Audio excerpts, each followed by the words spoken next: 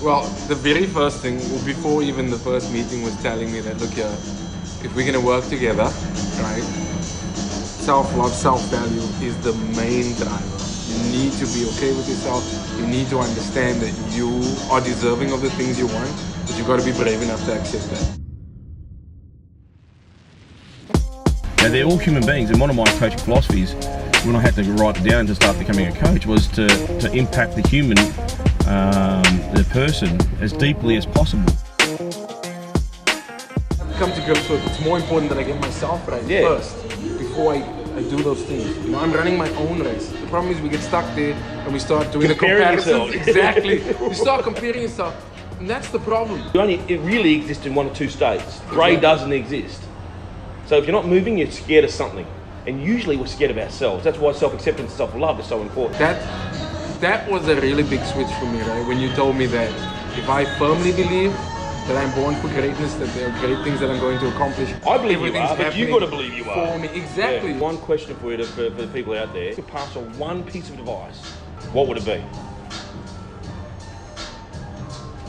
Really get it right with yourself and build that self-value. I think that is so empowering. You know, understanding that you are deserving, that you've got something to contribute, that as you are okay. And everybody that you interact with and that you engage with, you know, make sure that you, at that point in time, you're the best version of yourself. If you're not, be honest enough and then seek out how you can be the better version of yourself. It's different on every level. Every time you take a step up, the view is different, the air is different. And you know, you've been instrumental in getting my head in the right place. Yeah. And a big level. I mean, a big level of accountability as well. And for me, accountability works very well. My passion is to keep them happy and to you know, I'm accountable to them to provide the best service, best experience possible. And with you, it's very similar. You're a strong character and obviously very business savvy as well. So. Thanks, man.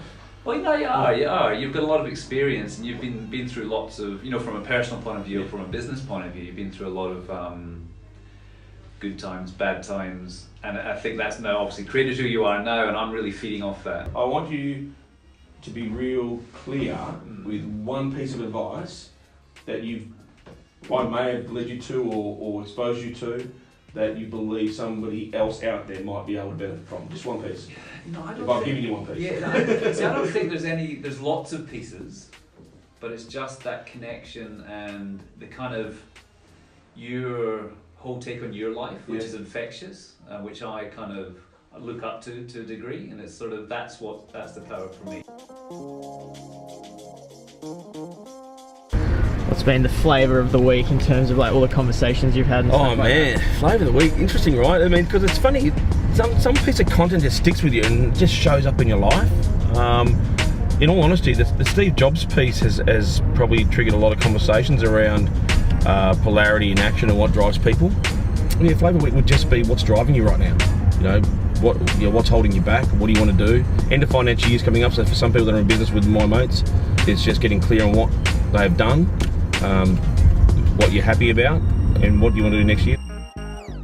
The plethora of people that are being coached by you but aren't really, there's nothing formal in it, you're just constantly communicating, doing things with people. I was going to ask you that, right? You've used coaches and mentors before. I mean, obviously this is a different type of forum. Yeah. So you consider it still mentoring coaching?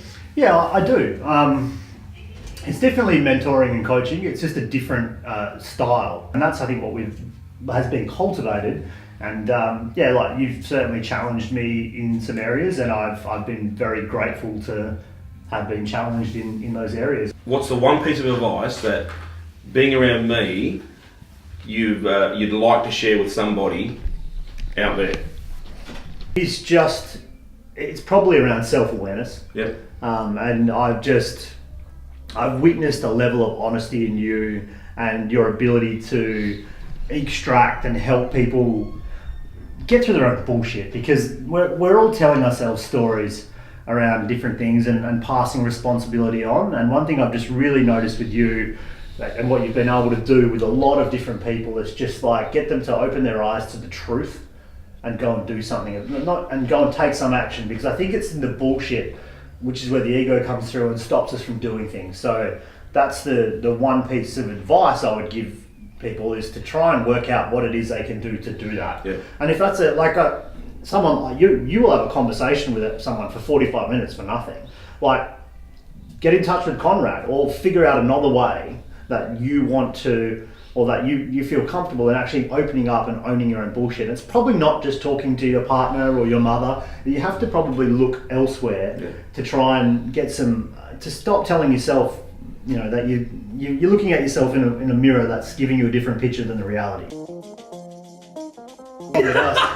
10 minutes to get testosterone. 10 minutes to get a bit of testosterone there. Dale Jim. Smells like ego.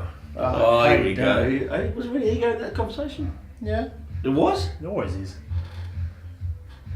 Like so cool. Not for me, mate. See? It's all for him. I guess you got a couple of years on me, and you've been there, done that with Testimonials, and we bounced some really cool stuff. And I think there's that love for leadership, growing business, and building teams, and going to the next level. And I guess we had some really good conversations around going there, and I think through the conversation we've had, it's allowed me to grow in those areas I was really struggling. So back then, I was working crazy hours. I had, to be frank, some self-worth issues, self-confidence issues, some of those other elements as well, which I think were holding me back in my business and what I was wanting to achieve. And I've worked through them, amongst yourself and some other stuff over the years, and I've managed to grow from there out to a national kind of company with a solid team, and continuing to develop and improve that. Some great shit, and some great projects, mate. I mean, some of the things you're involved in at the moment is pretty cool. Yeah, it's pretty cool. We're picking up some good clients now, and I think the other element was also just cutting through the bullshit, calling me out of my bullshit, which I think you're very good at for most people, and anyone who knows you knows that.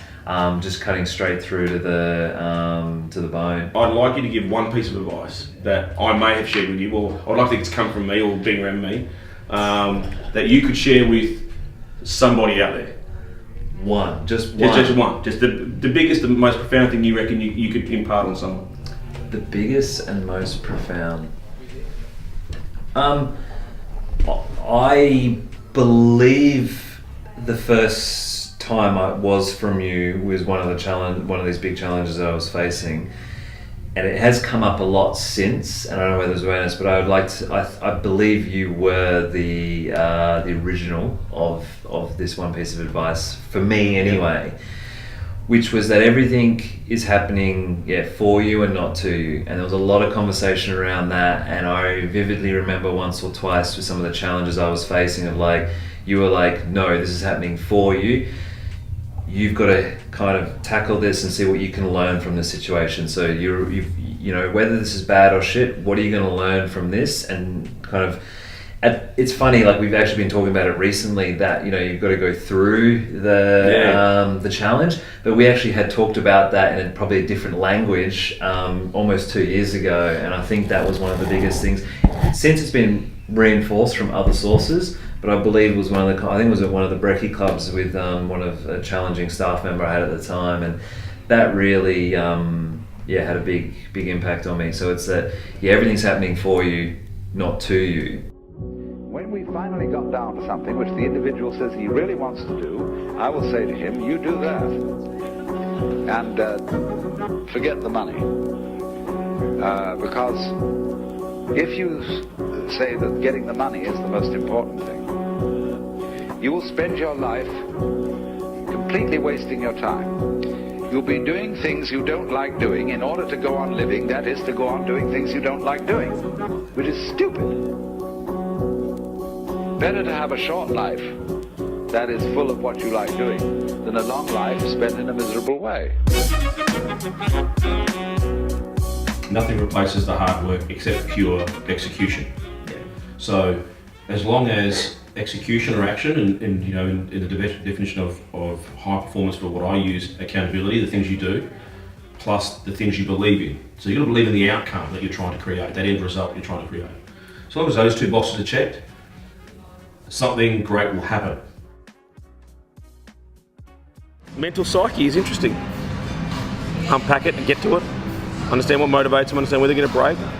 I want to know, and what drives you? What's going to make you go through that wall of fire? It's so important to consider this question: what do I desire?